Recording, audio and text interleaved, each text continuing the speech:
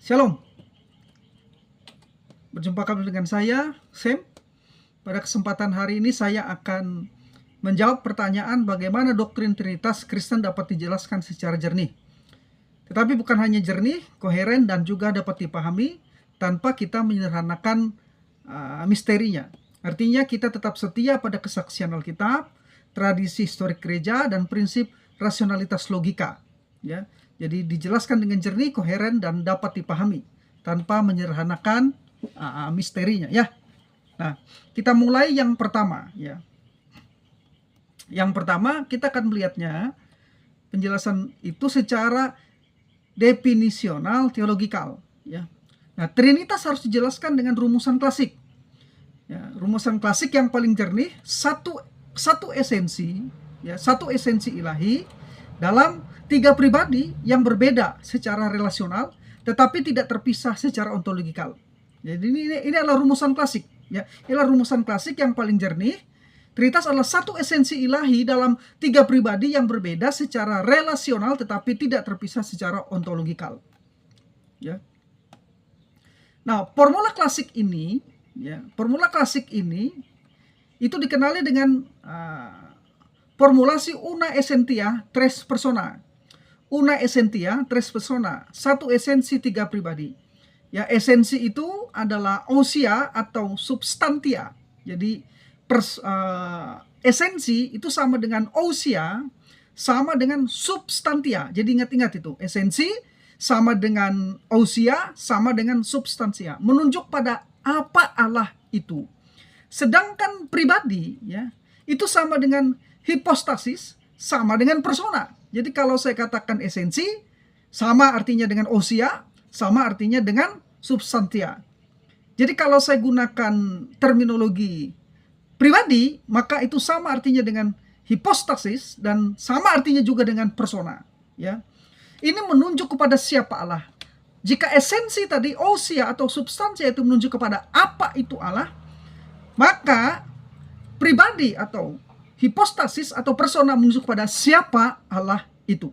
Nah, kejernihan ini dimulai dari membedakan kategori ini, Bapak Ibu Saudara, ya. Jadi kita perlu membedakan kategori ini antara esensi dengan pribadi, antara ousia dengan hipostasis, atau antara substantia dengan persona, ya.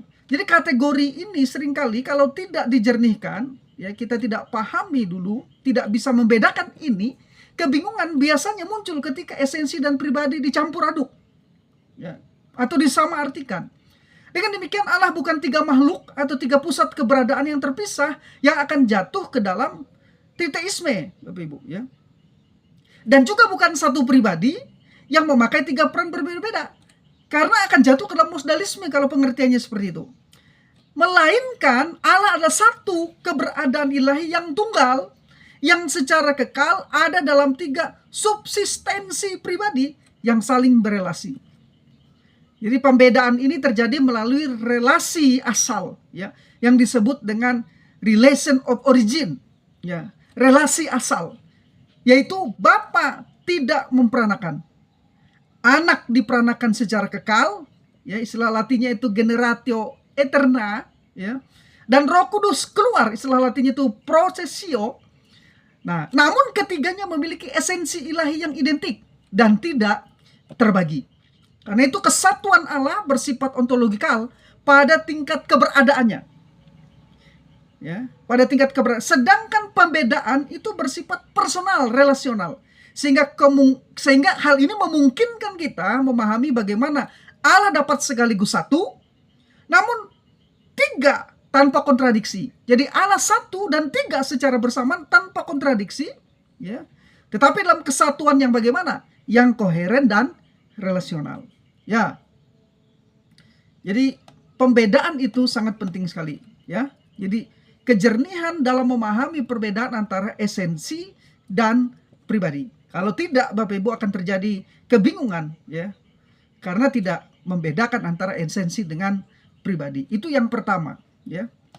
Yang kedua, bagaimana menjelaskan doktrin Trinitas itu secara jernih. Yang kedua, secara biblika, penjelasan Trinitas secara biblika harus dimulai dari wahyu progresif kitab suci, bukan dari spekulasi filosofikal. Ya. Jadi dari wahyu progresif Alkitab, bukan dari spekulasi filosofikal. Nah, Perjanjian Lama menegaskan monoteisme, ya. Monoteisme. Ulangan pasal 6 ayat 4. Tetapi juga memberikan petunjuk pluralitas internal Allah, ya. Kejadian 1 ayat 26, Yesaya 44 ayat 16. Bapak Ibu bisa lihat ayat-ayat yang saya berikan di situ. Nah, kemudian Perjanjian Baru memberikan kejelasan secara progresif melalui wahyu Kristus dan Roh Kudus. Matius 28 ayat 19 memakai frase esto onoma.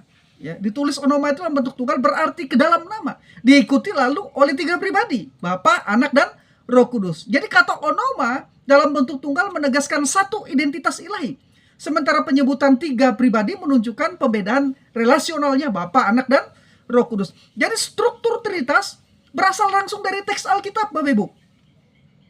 Berasal langsung dari teks Alkitab, bukan hanya di Matius, ya, ayat pasal 28 ayat 19, tetapi juga pola triadik ini, Bapa, Anak, dan Roh Kudus ini, pola triadik ini muncul berulang kali dalam Perjanjian Baru. Bapak Ibu bisa baca nanti di 2 Korintus 13 ayat 13, 1 Petrus 1 ayat yang kedua, dan Efesus 1 ayat 3 sampai ayat yang keempat, yang menunjukkan bahwa gereja mula-mula itu mengalami Allah dalam 3 pribadi dalam konteks penyembahan dan keselamatan, Bapa, Anak, dan Roh Kudus, ya.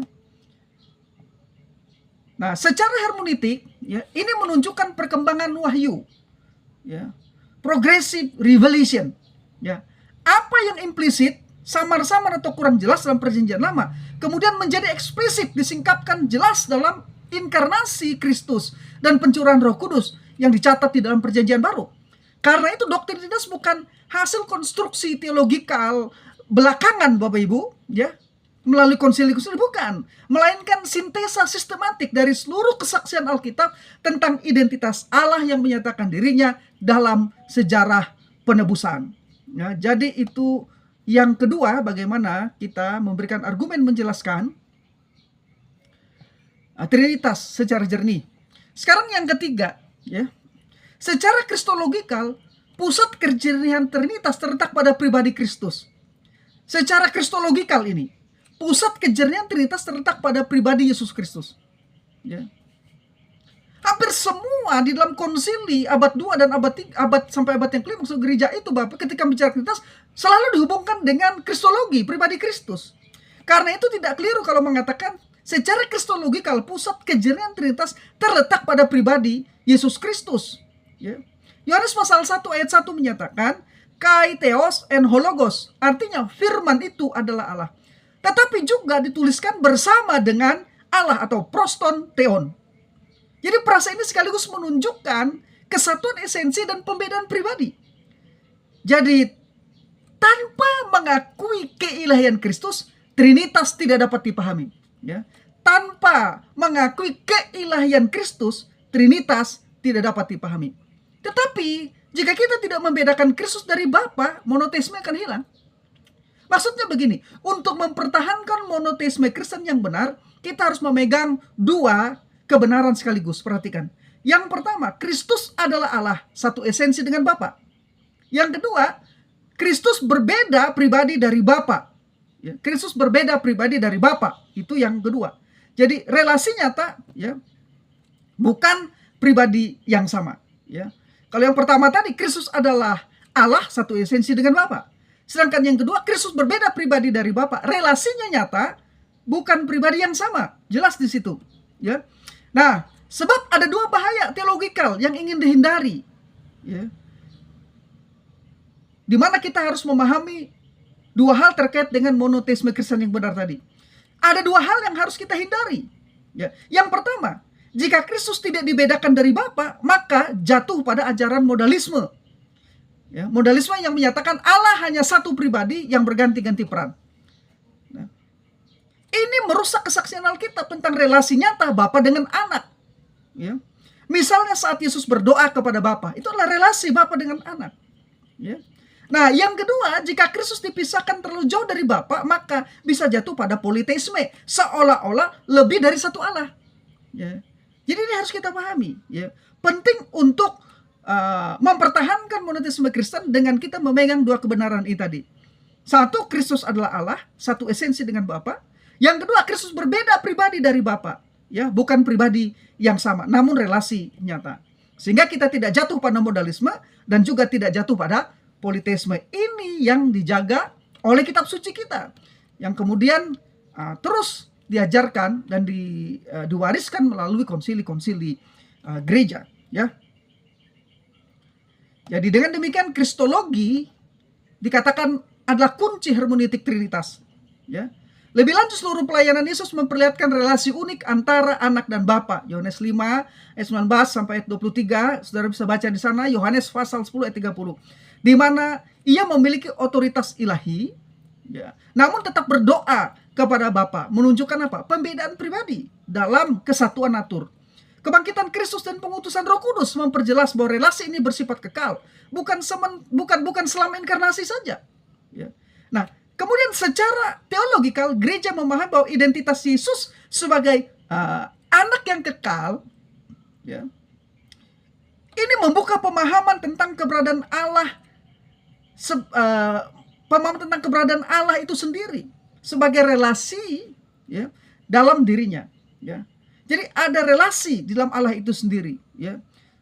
Karena itu kristologi bukan sekedar bagian dari doktrin Trinitas, Bapak Ibu, melainkan pintu masuk utama untuk memahami bagaimana Allah yang esa dapat dikenal sebagai Bapa, Anak, dan Roh Kudus secara koheren tanpa kehilangan monoteismenya. Itu, ya, itu yang ketiga, ya. Sekarang yang keempat, ya, bagaimana menjelaskan doktrin Trinitas secara jernih. Sekarang yang keempat, secara pneumatologikal, Roh Kudus dijelaskan sebagai pribadi ilahi, bukan sekedar kuasa. Efesus pasal 4 ayat 30 menyatakan roh dapat didukakan, ya. Kata di sana adalah kata IEPT yang merupakan tindakan relasional personal. 1 Korintus 2 ayat 10 menyatakan roh menyelidiki hal-hal dalam diri Allah, ya. Ini adalah atribut intelektual dan kehendak ini menunjukkan personalitas. Dengan demikian Trinitas bukan Bapa dan Anak saja, tetapi Allah yang hadir melalui Roh Kudus sebagai pribadi. Ya, dan ini dinyatakan dalam kitab suci dalam Perjanjian Baru. Lebih lanjut, Alkitab memberikan kepada Roh Kudus tindakan-tindakan personal seperti mengajar. Ya. Yohanes pasal 14 ayat 26 bersaksi, ya. Yohanes pasal 15 ayat 26 memimpin, agontai, memimpin. Roma pasal 8 ayat 14 dan berkehendak, boletai dalam 1 Korintus 12 ayat 11. Yang tidak mungkin dimiliki oleh kekuatan impersonal. Ya, jadi ini adalah hal-hal yang dimiliki oleh personal, pribadi. Jadi secara ontologikal Roh Kudus juga disebut Allah. Kisah Para Rasul 5 ayat 3 sampai 4 menunjukkan kesatuan ilahi dengan Bapa dan Anak. Karena itu pneumatologi yang benar menegaskan bahwa Roh Kudus adalah pribadi ilahi yang koesensial. Satu esensi dan koeternal, kekal, yang menunjukkan kehadiran Allah dalam kehidupan orang percaya dan gereja, sehingga pemahaman Trinitas menjadi lengkap dalam relasi Bapa, Anak, dan Roh Kudus yang hidup dan aktif. Ya, itu. Sekarang yang kelima, secara historikal kejernihan doktrin Trinitas muncul melalui pergumulan gereja melawan kesalahan teologikal. Ya, kesalahan-kesalahan teologikal dari para bidat. Arianisme menolak keilahian penuh Anak. Modalisme menolak pembedaan pribadi. Dan triteisme mengancam kesatuan Allah. Karena itu konsili Nikea 325 Masehi dan konsili Konstantinopel 381 Masehi merumuskan bahasa teologikal. Perhatikan, merumuskan formulasi atau bahasa teologikal untuk menjaga keseimbangan homousios, ya, sehakikat, ya, atau koesensial, ya, ya, dari Bapa, Anak, dan Roh Kudus, ya. Jadi dirumuskanlah, ya, melalui konsili Nikea dan konsili Konstantinopel, ya, koesensial, ya, koeterna, koesensial itu seesensi, esensi sama, Bapa, Anak, Roh Kudus, ya. Kemudian koeterna atau koeternitas, ya, kekal bersama, Bapa, Anak, dan Roh Kudus sama-sama kekal. Kemudian yang berikutnya adalah perikoresis, di mana Bapa, Anak, dan Roh Kudus saling mendiami. Bahasa Latinnya itu yang perikoresis ini yang digunakan bahasa Latin adalah circuminsentio, ya, circuminsentio. Jadi kejelasan muncul bukan dari spekulasi, Bapak Ibu, tetapi dari kebutuhan menjaga iman rasuli. Lebih jauh istilah-istilah ini, ya, istilah-istilah ini koesensia, ya, koeterna, ya, perikoresis atau circuminsentio, ya. Istilah-istilah ini muncul, istilah-istilah yang dipilih bukan untuk menggantikan Alkitab, melainkan untuk melindungi makna kesaksian Alkitab dari distorsi dan ajaran sesat. Sehingga gereja dapat menegaskan bahwa anak adalah Allah sejati dari Allah sejati. Frase Latinnya itu Deus perus de Deo pero, ya. Anak adalah Allah sejati dari Allah sejati. Deus perus de Deo pera, dan Roh Kudus adalah Tuhan yang memberi hidup. Dominum et vivificantem, ya. Dominum et vivificantem, ya.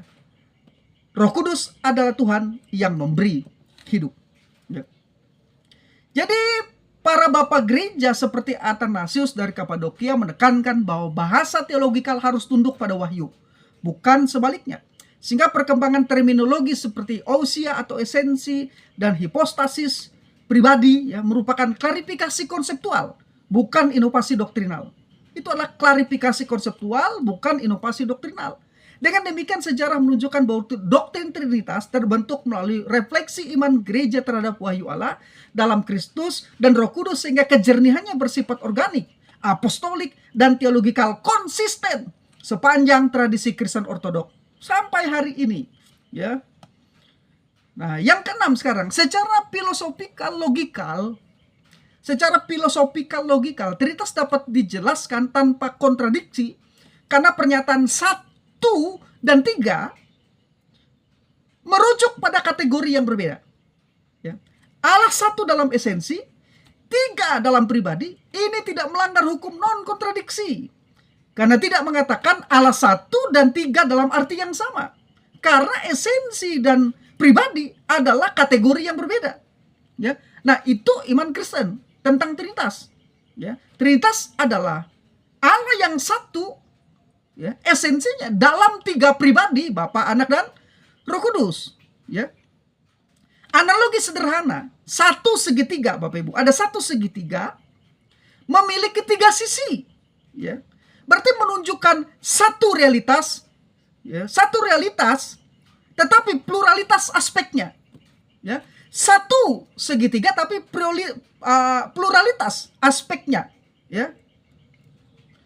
Nah, walaupun analogi ini terbatas, Bapak Ibu, tetapi setidaknya ini memberikan kepada kita gambaran bahwa 1 dan 3 itu adalah kategori yang berbeda ketika kita merujuk kepada Trinitas. Apanya yang 1? Esensinya, ousianya. Apanya yang 3? Pribadinya atau hipostasisnya, ya.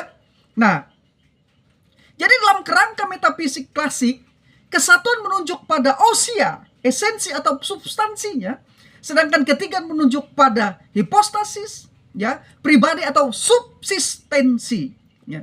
Sehingga predikasi terjadi pada level ontologikal yang berbeda. Karena itu tidak ada pelanggaran prinsip logika Aristotelian di sini, ya, tentang hukum non kontradiksi, ya. Principium non contradictionis, ya, itu prinsip logika Aristotelian, ya, tentang hukum non kontradiksi, principium non contradictionis. Sebab Allah tidak dikatakan 1 dan 3 dalam pengertian yang identik.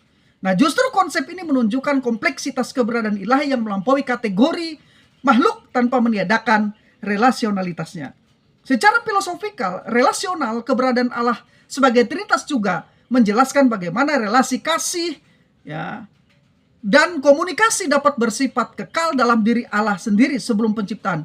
Sehingga monoteisme Kristen tidak bersifat soliter, Bapak Ibu, tetapi relasional, ya, tetapi relasional. Dengan demikian, pendekatan logikal bukan hanya mempertahankan koherensi doktrin Trinitas, tetapi juga menunjukkan bahwa iman Kristen memiliki konsistensi rasional yang dapat dipertanggungjawabkan secara filosofikal tanpa mereduksi misteri ilahi dari kealahan itu sendiri, ya.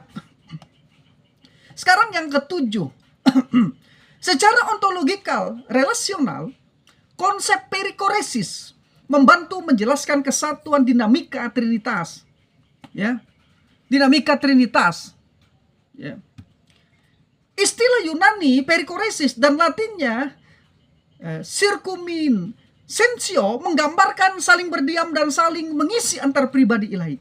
Dengan konsep ini kita dapat menjelaskan bagaimana tiga pribadi bertindak sebagai satu Allah dalam karya penciptaan dan keselamatan. Ini disebut dengan istilah opera trinitatis et extra indivisa sunt, atau karya eksternal Trinitas yang tidak terbagi. Lebih lanjut, dasar biblika konsep ini juga terlihat dalam pernyataan Yesus, aku dan Bapa adalah satu. Ego kai ho pater hen esmen. Ya. Di mana kata hen, kata Yunani hen, dalam Yohanes 3 ayat Yohanes 10 ayat 3 berbentuk netral, menunjuk pada kesatuan esensi, bukan identitas pribadi, sehingga tetap mempertahankan pembedaan relasionalnya. Nah, secara ontologikal Bapak Ibu, perikoresis menunjukkan bahwa keberadaan Allah bukan statistikal, melainkan relasional dinamik, di mana setiap pribadi sepenuhnya memiliki esensi ilahi yang sama tanpa pembagian atau kompetisi. Konsep ini juga menjelaskan kesatuan kehendak dan tindakan Allah dalam sejarah keselamatan. Jadi Bapa, Anak, dan Roh Kudus memiliki satu kehendak dan satu tindakan. Bapa merencanakan, Anak melaksanakan, dan Roh Kudus menerapkan. Tetapi semuanya adalah satu karya ilahi. Dengan demikian, perikoresis menjadi kunci untuk memahami bagaimana pluralitas pribadi tidak menghancurkan monoteisme, ya, melainkan justru menyatakan kesatuan Allah yang hidup, aktif, dan relasional secara kekal. Sekarang yang ke-8, secara pedagogik, cara paling jernih menjelaskan Trinitas adalah melalui pola karya keselamatan. Bapa merencanakan keselamatan, Efesus 1 ayat 3-6, Anak melaksanakan penebusan, Efesus 1 ayat 7-12, dan Roh Kudus menerapkan keselamatan, Efesus 1 ayat 13-14.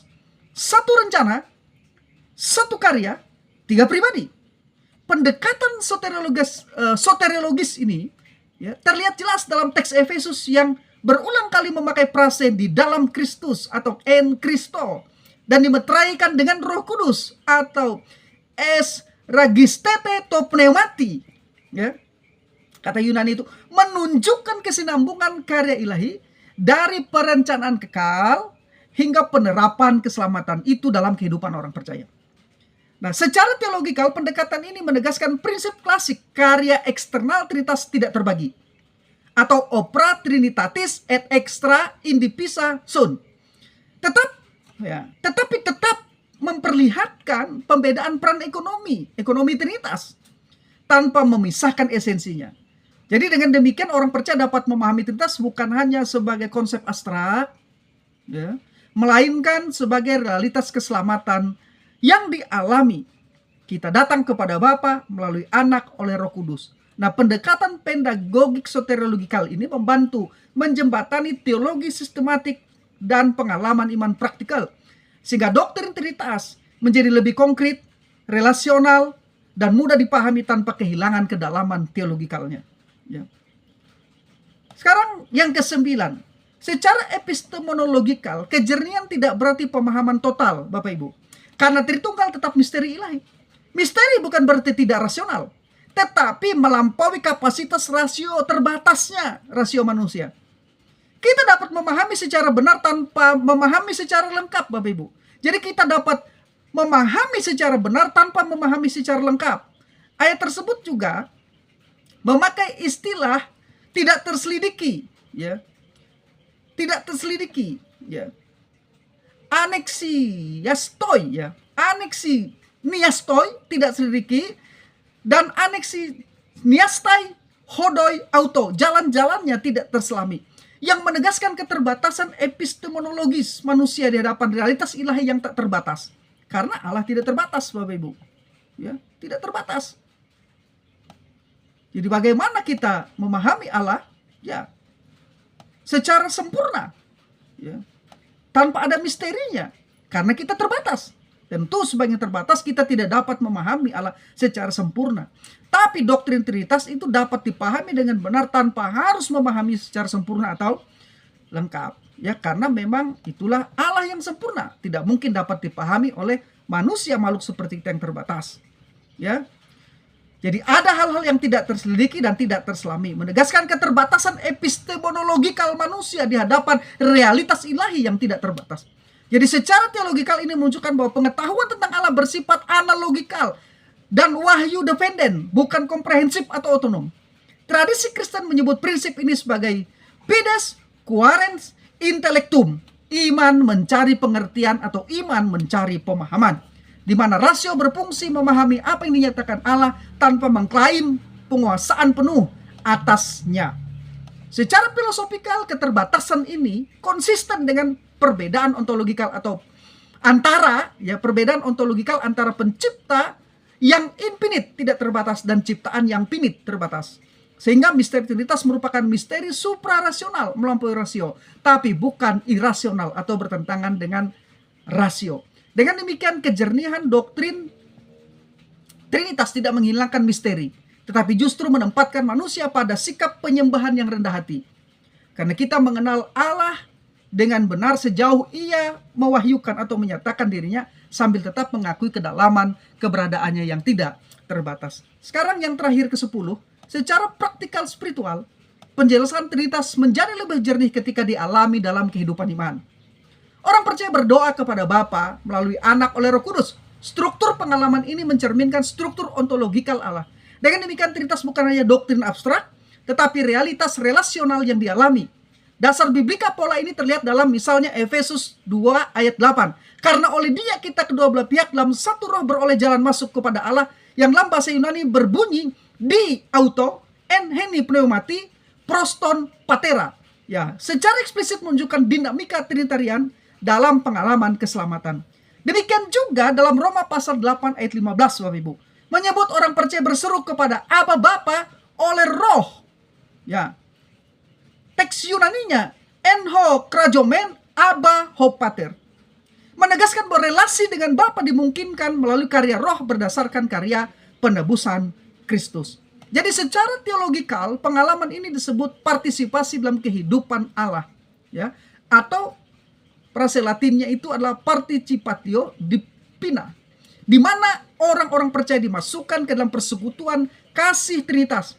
Karena itu pemahaman Trinitas dikatakan mencapai kejernihan tertinggi bukan hanya melalui definisi konseptual seperti yang dijelaskan tadi 1, 2, 3 di atas, ya, tetapi melalui praktik iman, penyembahan, dan relasi pribadi dengan Allah yang hidup. Sehingga doktrin dan pengalaman rohani saling meneguhkan dalam kehidupan Kristen sehari-hari. Ringkasnya, saya menyimpulkan doktrin Trinitas dapat dijelaskan dengan jernih dengan memahami 1. Perbedaan antara esensi dan pribadi. 2. Berakar pada wahyu Alkitab. Jadi mengajar Trinitas itu dari wahyu Alkitab, bukan di luar Alkitab. Ya. Yang ketiga, dirumuskan melalui sejarah gereja, melalui konsili-konsili abad kedua sampai abad yang kelima. Dan yang ketiga, konsisten secara logikal. Ya, yang keempat, konsisten secara logikal. Dan yang kelima, dialami dalam kehidupan keselamatan. Allah adalah satu esensi ilahi yang kekal, yang ada dalam 3 pribadi, Bapa, Anak, dan Roh Kudus, yang berbeda secara relasional, tetapi sepenuhnya satu dalam natur dan karyanya.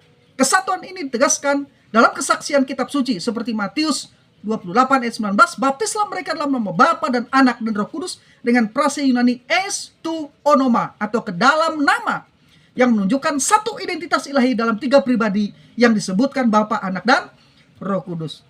Jadi yang pertama, secara teologikal, gereja merumuskan kebenaran ini dalam ungkapan klasik una essentia tres persona, menjaga monoteisme sekaligus mengakui pluralitas relasional dalam diri Allah.